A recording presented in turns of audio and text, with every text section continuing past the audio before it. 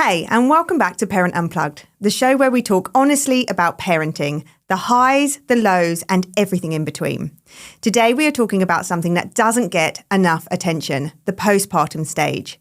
It's the time after the baby arrives that can feel exciting, exhausting, and honestly, a little overwhelming. Joining me today is the lovely Millie Poppins, a maternity nurse and parent educator who is here to help us understand what really happens in those early weeks and months and how to take care of yourself whilst taking care of your baby. Let's jump right into it. Hi, Millie. Thank you for joining me on the podcast today. It's a pleasure to have you. You're a maternity nurse. So can you start by telling us a little bit about what your job involves and what you do so that our viewers understand what you do a bit more? Yeah, of course. So a private maternity nurse means that I predominantly work in clients' homes after they have a newborn baby, and the time frame can range, up from like a welcome home package, like a week or a few nights, up until 12 months actually. So it can be a mixture of 24/7 cover, nights only, days only. It really depends on the client, the baby, and sort of their needs. Amazing. Wow. So you've got over 14 years of experience, you were telling me. So you must have seen all sorts. And I can imagine you work some long hours helping out with mothers with newborns. Yeah, definitely. I think when I was younger, I had more stamina for it. I think like the nights now that I'm on this side of 30, they do definitely feel a little bit harder. But yeah, really, really long hours. And depending on the family, I mean, I've been the sole primary carer of many young newborn babies without having any sort of parental involvement. And I think it's easy for people to judge families in that situation and think, they've got more money than sense if they hand their newborn over. But actually, some families, due to their own personal circumstances, whether it's sort of illness, and I've had parents who have been having chemotherapy and radiotherapy. Wow. So that's another situation where they may need someone to step in and have sole charge care of their newborn baby, which can be really sad too. Absolutely. Various reasons. I can understand that. So how do you think best describes the early days then with life with a newborn for anyone who's expecting? What can they expect? I think it'd be quite chaotic. I think it goes quite quickly. So there's a lot of guilt there that the baby grows and changes so much. So they feel as if they're missing bits because it flies by, doesn't it? You look back at pictures 2 weeks ago and the baby looks so different. It's a bit of a fog, those early days, isn't it? Yeah, exactly. And that's sort of, the big sort of reaction to the birth, whether it went the way that you wanted or it didn't, the overwhelm, the visitors, the sleeplessness, the hormones. There's just so much that goes into it. I think it's really important just to kind of go easy on yourself and take it day by day. Because life with a newborn, it is really hard. And I think people are prepared for that. They know that it's going to be hard and a challenge. But even then, people are really shocked and surprised at how difficult it can be. Absolutely. What do you think surprises people the most? I think the lack of sleep. And it sounds really cliche because we always think, babies sleep a lot. Yeah. And they do, but they also feed a lot while they're sleeping and they're active sleepers. And they're quite noisy when they sleep as well. I don't think people are prepared for that. They're ready to jump in and feed them or hold them when actually the baby's just making some noises and quite fine by themselves. But yeah, to not be expecting that can be really hard. Absolutely. I think there's a lot going on in those early days, aren't you? As you say, the sleep definitely being one. Yes. But the overwhelming, the change in how you feel physically and emotionally as well, that can be quite overwhelming. So, I think no matter how much you try and prepare, you can't ever expect what you've not experienced yet. Yeah, it's true, isn't it? And then even with, second and third babies, even though you kind of know what's coming, all children are different. So you might have one sibling who was, quote unquote, a great sleeper, and then the next one could have an allergy or reflux, or maybe your partner's in a different job, or you've moved city and you're away from your family. Each experience can be so different. And also you have a toddler and you're trying to do their 9 a.m. school drop off with a baby. It's like, seems impossible. You're so right, actually. I think that second time round, you take for granted. First time round, actually, it doesn't matter if you're not out your pajamas by a certain time in the morning, because you can just take care of the baby. But by number 2, you're often in a position that the first one has somewhere to be with something to do. Yeah. And that can just be an added pressure. And that's quite hard to carry as well. Yeah, to become more reliant on a bit of family help or... Yeah, if you have it. Yeah, definitely. So how does becoming a parent, how would you say that changes your sense of self? What do you see as one of the biggest changes in people, or do people express to you how they're feeling? It's huge. It's so multifaceted because having a baby changes literally every aspect of your life, physically, emotionally, your relationships, your financially, your work situation. It can be such a jarring experience, rewarding, but also, changing so much of what you're used to can really hit you quite hard. Absolutely. There can often be a bit of a mourning for your old sense of self. Exactly. And I think sometimes you can feel a bit guilty for that because you can still love the new version of your life and love your baby, but you can also have a longing for the way you used to live life. Definitely. I think people mourn, like you said, the carefree lifestyle they might have had. And obviously we all have responsibilities. We might have elderly parents or siblings that need our support, stressful jobs. But when you have a baby, you are literally never going to have nothing to worry about again in your whole life. You will always worry about your child, whether they're 3, 30, even 60. Like you're always having that external part of you that's wondering, are they okay? What are they doing? So it is a lot to take on. It really does change your whole sense of self. I always say motherhood is one of the biggest life transitions that you can go through, and fatherhood as well. I think more of the pressure is on the woman having, had the pregnancy and given birth and usually being the sole carer or the primary carer. But yeah, it's a lot. I mean, I'm glad that people are talking about it more and more, what mothers go through and how unsupported they feel. And we just need to keep having conversations like this, more open and honest about what it's really like and helping each other. Absolutely. Yeah. I get that. And I think you're right. I think a lot of that responsibility does sit with the mother potentially being the primary carer, in a sense that I always joke with my husband that he's kind of free to go and grab a coffee, stop and fuel up the car without having to worry about taking people in. Those little everyday chores that as a mum, I actually found quite suffocating in the early days because it was that lack of freedom of being able to just go and get something done. And always having somebody in tow or somebody to think about felt quite overwhelming because the most mundane tasks felt like a challenge. And that was a lot to kind of come to terms with in the early days. And I think for me, that was one of the things that I mourned about my old life. Even though I loved being a mum and I loved the things I was gaining, I did find it hard giving up some of my freedom. Definitely. And then those mundane tasks actually feel like a treat when you get to do them by yourself. So true. Just to go to Sainsbury's for an hour and walk around and not have to think about packing the nappy bag or do they need a bottle or I always joke one of my favourite things to do is if I get the kids off to school or get some help with the baby, just to have an hour of silence, to hear my own thoughts, not hearing, Mummy, or I need this, or I need that. I feel like I'm always in demand. So to be able to hear my own thoughts without being interrupted, that feels like a real treat. Yeah, definitely. So why do you think there is so much pressure to bounce back? I think we hear this a lot with motherhood, don't we? That, women bounce back. And there is a lot of pressure there. What do you think's going on? I think it comes in two main parts in my experience with my clients and what I see online. We are all very involved in social media. Most people have Instagram and TikTok. So we are inundated with images and videos of this perfect lifestyle, this cottage core, these trad wife as well now, where mums are doing it all and it seems really easy. And we just have to remember, and it is easy to discern, this isn't actually real life, but when you're a new mum and you're in that vulnerable state and, everything's changing hormonally and there's a lot more grey matter in the brain, it means that you're just focused on the baby. It can be really hard, especially, you think of a new mum who's feeding every 2 hours all night and then looking at Instagram at 2 a.m. and even subconsciously absorbing those images of this perfect motherhood image this baby that sleeps separately in their bassinet and they're getting out on lovely long walks and having coffees. And it's just so far from your reality that it does feel like a lot of pressure. And I think social media has a lot to say for that. The second part, I guess, is that we're sort of the first generation of women that are working and having these careers, whether it's due to the economy, the cost of living, we need double income households now instead of just having one person who's working. But yet we're expected to do a lot of childcare, especially in the UK. There's not really great options at the moment compared to other first world countries for childcare, whether it's childcare spots, the cost of a nanny.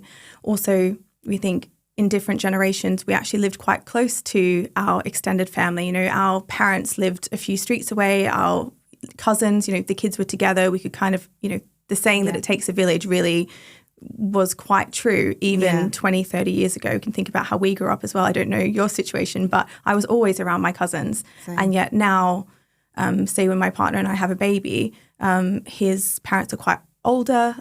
They had him when they were 45, so we're not going to have their help, and my family are in Australia. So already we're thinking, gosh, it's just going to be us on our own. And that is quite scary. It's just a new way of parenting that we're all adjusting to. And you're so right. And I think we do kind of rely on that support to take that little break, you know, even if it's just to have a shower or just sometimes knowing that somebody's close by in case you get unwell or something, that you've got someone to fall back on. So that is really tough if you don't have that support. So I do think that definitely affects mothers and how they're feeling. And I think to your other point there, social media, I think that does play a huge part as well. There's some really great sides that we've got a lot of information that can sometimes be really helpful. But there's the other side that there's this massive comparison that's going on all the time. And it's hard, as you say, if you're up in the middle of the night with your baby, not to look at those picture perfect images and feel like, why is that not my baby? Or, you know, I missed that old piece of my life where, you know, something fun is exciting happening and I'm stuck up in the middle of the night. So we kind of have to use it wisely, don't we, as so that it doesn't make us feel a bit fed up or, you know, make us mourn our old life too heavily sort of thing. Yeah, we don't see it all. And I've even worked with, you know, clients and I see them online and they're very in the public eye and they're talking about the day they had or, oh, I was up all night and everything. And I know for a fact that that's not true. And I've had it where I've kind of gotten off in the morning and watched, you know, someone's Instagram story and they're like, oh, the baby was up. And I was like, hang on, I was up with the baby. Wow. And it's just so blatant. And I just think, and it's no kind of shade on these people, but it's just such an alternate reality where they genuinely think that they've got it just as hard as the normal sort of average family. And I know everyone struggles with different things, but it's just an insider perspective that I guess I'm trying to share, that it really, you know, people say, oh, it's not all true and it's a highlight reel, but I really can guarantee you there's quite a few larger social media profiles and people that we look at in the motherhood space who aren't honest even about having a full-time cleaner or a nanny or a mother-in-law who's around every day. It's quite different to what we actually think. And it's a shame, isn't it? Because it paints an unhealthy picture, doesn't it? You know, and we need to be coming together as women to create maybe a new version of the village where we support each other and being a bit more open about what it feels like and what support we don't have so that we're all on the same page with that. Yeah, I feel like we're getting there. I think people are talking more honestly. There's still a lot of work to go, but we are talking more honestly about how hard it is and how isolating it can be with a baby, especially when it feels like too much effort to go out to even get baby dressed and put them in the stroller, or your baby might hate the stroller or the car seat or the carrier, and that's just so exhausting because you're just housebound. It can be really tricky. And also, you know, some maternity leave and maternity pay isn't enough. So you see people who go and treat themselves to lunch and shopping with the baby and things, and that's not feasible for most families to have these like exciting days out. It can be really tricky. Yeah, it's that thing around self-care sometimes, isn't it? We kind of get painted this picture that self-care is maybe a spa day or something really luxurious. And the reality is that's just not feasible for most people, whether it's financially, whether it's time, or somebody literally being able to even offer you that help. That's a lot to ask of somebody. And sometimes being a bit more realistic, that self-care is maybe just having the opportunity to drink a hot cup of coffee or to have that 10 minutes of silence or to even go to the bathroom alone can feel like a real privilege as a parent. Definitely. So, yeah, just being a bit more actually real about what's achievable and what we actually need and what we're giving up as mothers. And although the reward is high, the love of this child and what an amazing privilege it is to be able to have a baby, you do also make a lot of sacrifices. Definitely. And that can be tough at times. And I think it's normalising the fact that it's okay to feel like that. You know, it can be tough and that's just fine, you know. Resenting your baby, resenting your partner, missing your old life, then all those feelings are valid. It can be hard. So more conversations like this, definitely. So what do you wish then more mums knew about the postpartum period? I wish that they knew that it's okay just to relax into it. And often I say this to clients, but what your baby needs and what they are asking of you without words is often what you need as well. And it's this surrender, it's this slowing down, days on the sofa, watching a bit of Netflix. Who cares if you're watching, I don't know, like Virgin River at 10 a.m. and whatever. Just do what your baby needs. If your baby is needing to be held, to be fed, to be cuddled, it's actually kind of nature's way of telling you that you need to slow down as well. I know it's hard because you're looking at the mess the toddler left this morning or breakfast hasn't been cleaned up, but actually postpartum is really a time for slowing down. It's not a time for speeding up and trying to get things sorted and back into routine quickly. Some babies are better night sleepers than day sleepers. Some babies like to have a long nap in the morning. So even after a fractured night where you fed every hour, 1, 2, 3, 4, 5, your baby might actually go into a deep sleep at 7. And I would encourage you to stay in bed as well. Don't just be like, oh, it's 7, I've got to get up and I've got to do this and that. Try and follow your baby's lead as much as possible. I think it's really key. Yeah, that's so interesting actually, because that's kind of touched on my experience. With my first, I thought I was going to keep life going the way that I did. So I expected to be up, dressed and ready and out the door every day. And we were going to go and do something. We were going to do a baby class. We were going to meet someone for lunch. And I was going to push this baby around the shops. My baby didn't want to do any of that. He was up all night. He cried all the time and it was exhausting. And the fact that I still couldn't get out the door by 10, 11, 12 o'clock just felt like I was failing. Whereas by the time I got to my second child, and I was obviously a bit wiser of everything that happened with my first, he'd had reflux and many other things, we were actually in the pandemic. And it turned out to be a really good thing for me personally because nothing was open.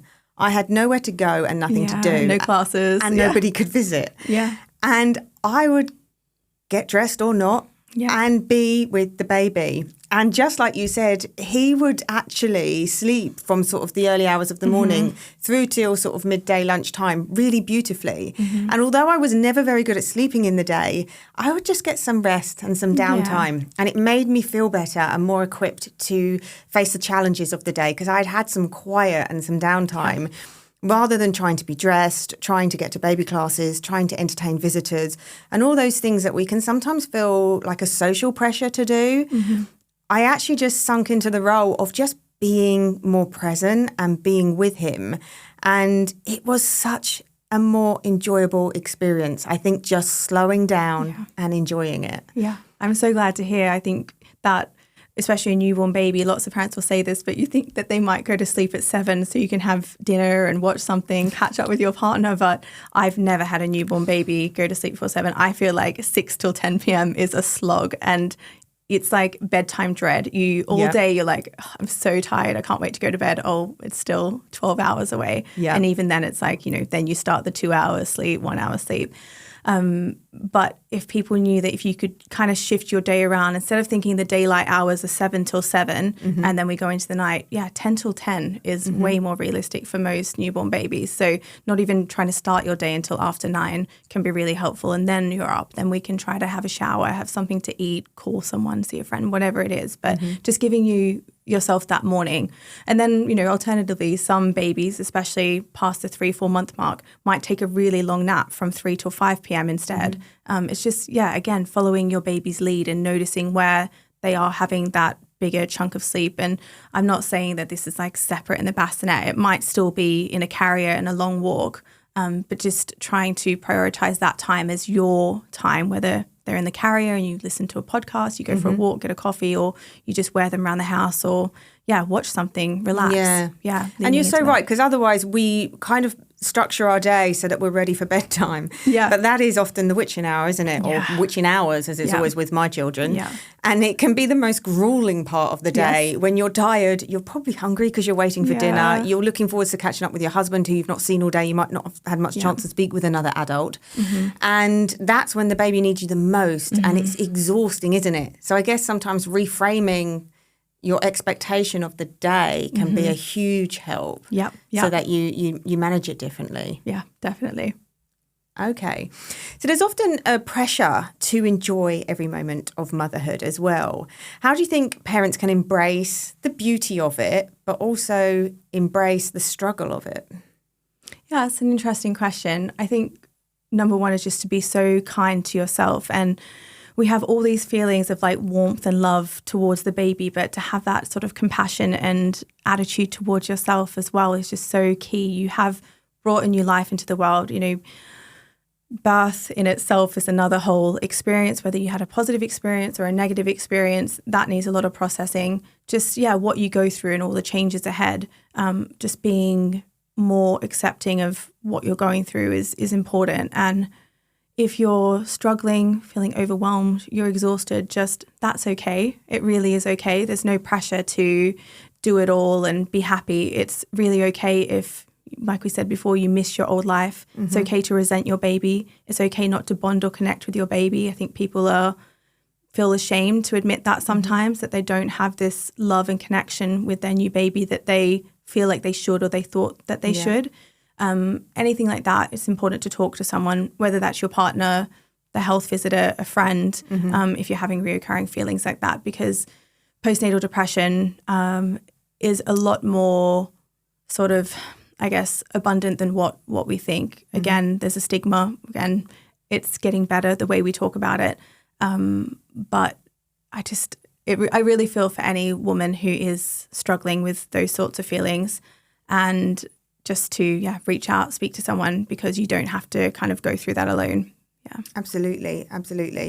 And are there any so-called bad habits in the newborn phase? Yeah, I don't think so. I know that people think, depending on who you talk to, rocking or baby falling asleep only in the car or feeding to sleep and things, but it's just not. A bad habit to me is like a habit that's unsafe. So baby only falls asleep like on the sofa with a cushion or something like that. Obviously, that's not safe. It's not safe sleep. We should be following the guidelines. But I don't think that anything is a bad habit if, one, your baby is safe and you're happy and baby is happy. I really feel like in those early weeks and months and even longer, you've just got to do what works. And a lot of people try to change what's working in the early weeks because they think that I don't want to have the future stress of changing this. But actually, you're stressing about future stress that may or may not happen. So true. You're rocking your baby, you're singing to them and then putting them down if you can. And you're thinking, gosh, I can't do this anymore because, I don't know, they're going to get heavier or it's taking longer. But if it's working for you in that moment, then I just think crack on, because whatever is like the path of least resistance, just follow that. I think that's really key, because so much changes. What you're worrying about at 6 weeks with a baby might be such a distant memory by the time they're 6 months. So you'll feel like this is the worst thing I could be going through and it's all too much and too hard, and then not even remember in a few weeks what that even was. It's just changing so much. You're so right. I mean, the change is rapid. Yeah, it's so rapid. Isn't it? And I guess maybe having a bit more kindness and compassion to ourselves in those early days, that we also have been through a labour, and some people have had quite traumatic times with that. And we need to have that time to recover and be able to put our own needs first. And therefore, if something is working with the baby, like letting them sleep in the carrier, rocking them to sleep, then go with it, so that you've also got the time to recover, because in 6 months from now you might be in a better place that you could handle something different anyway yourself. And like you say, a lot of these things might not actually end up being a problem anyway. Children grow and change so quickly, don't they? I think the dummy is a good example of that. People are so unsure whether to give their newborn a dummy. And yes, it can, interrupt feeding cues. So as long as you're still feeding your baby every 2-3 hours and lots of wet nappies, all of that. But people are like, oh, I can't give the dummy because then they're always going to need it. But I would rather have long stretches of sleep in the early months, and then say they get to 6-7 months and they're waking up every 30 minutes for it. I would rather then spend 2-3 days trying to phase the dummy out. And I think 2-3 days of hard work for all of the times that it was easier in the previous months. Why not? I just think that's such I agree. A worthwhile I think trade-off. You're right, though, isn't it? People worry about the fear of having to give up the dummy before they've even given the dummy. And therefore that makes people make a decision. But there's a lot that can be gained from a dummy at times, aren't there? Definitely. So it's kind of weighing up the options. So from all your years of experience, what small habits would you say help parents navigate the early fog of a newborn? I think having nice little rituals. So I know we see, like we were saying, all these typical self-care things like a bath and a spa day and everything, but what actually brings you joy? Is it a barista-made coffee? Is it going for a nice walk through the park or a podcast, or, I don't know, watching a show with your partner, and then trying to prioritize that, and at least a couple of times a week having that as the focus. It doesn't need to be these big extravagant outings and lunches and things, but whatever brings you joy, whether, I don't know, like DIY or renovating or sewing or baking, but just trying to incorporate those into your day, holding on to a piece of yourself.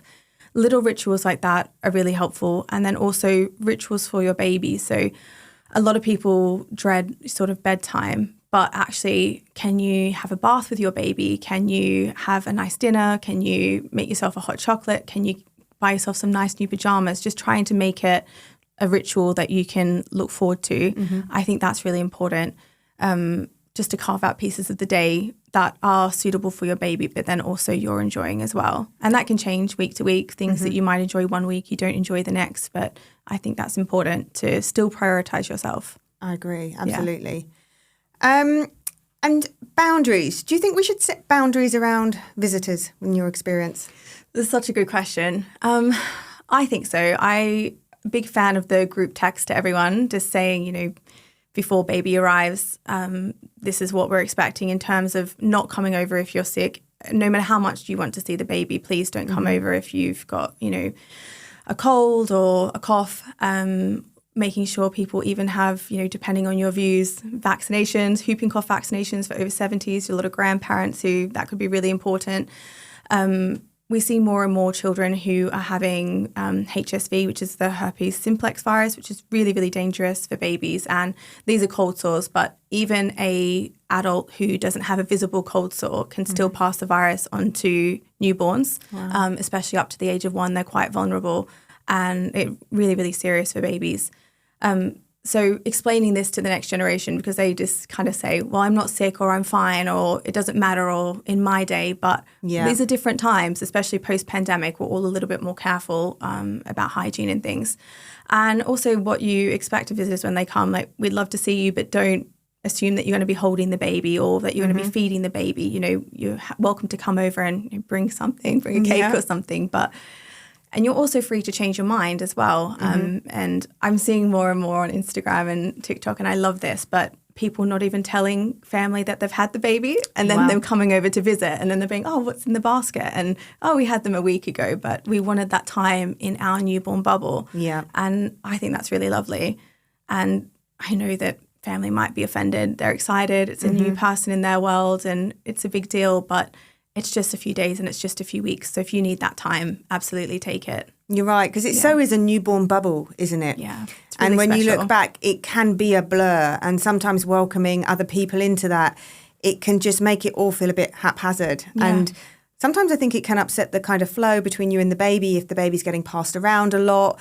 Really, I think if you're able to just kind of sit and hug your own baby and feed and sleep and try and get that rest, it's good for both you and the baby, isn't it? But obviously, naturally, people want to come and be a part of the journey and they want to come and visit. But you're so right, sometimes boundarying for safety if people have coughs and colds or, if the parents really do feel that they need that breather, then just politely asking people to respect that they give them a couple of days or a couple of weeks to have that time. Yeah, definitely. And absolutely no one other than the parents should be kissing the baby on the face. And I even say this even for siblings who are going to nursery or a childminder or school, just to be so careful because sure, baby might pick up something, chicken pox or something like that, but it's so hard at an already hard time to have a sick newborn. It's just so stressful when you're worried about them or they have a temperature or they stop feeding properly, just to protect yourself from that experience as much as possible without, being too paranoid or anxious about it. But things that are easily preventable. So siblings, I think you can kiss them on their toes and their hands, and that's really cute. But these like full on the mouth kiss of a newborn, I'm just, no, this is not worth it. Yeah, it's difficult, isn't it, when you've got other children? They want to kind of be with the newborn, but you're right, they are bringing things home from nursery and school, and it's a lot harder to keep a second, third, fourth child safe from all the general viruses and bugs. Definitely. Lovely. So do you have any final words or advice for our listeners from your years of experience that you think would be really beneficial for them going into maybe their first child, second or third? What words of wisdom would you offer? I think it's very much what we were talking about before. I think as long as your baby is safe and you're doing things in line with, what the NHS and Lullaby Trust recommend and you're okay with it, then nothing else matters. I think really trying to cut out the noise of what you're seeing online or what friends are telling you they did with their babies or what grandparents are saying they did, with you when you were younger.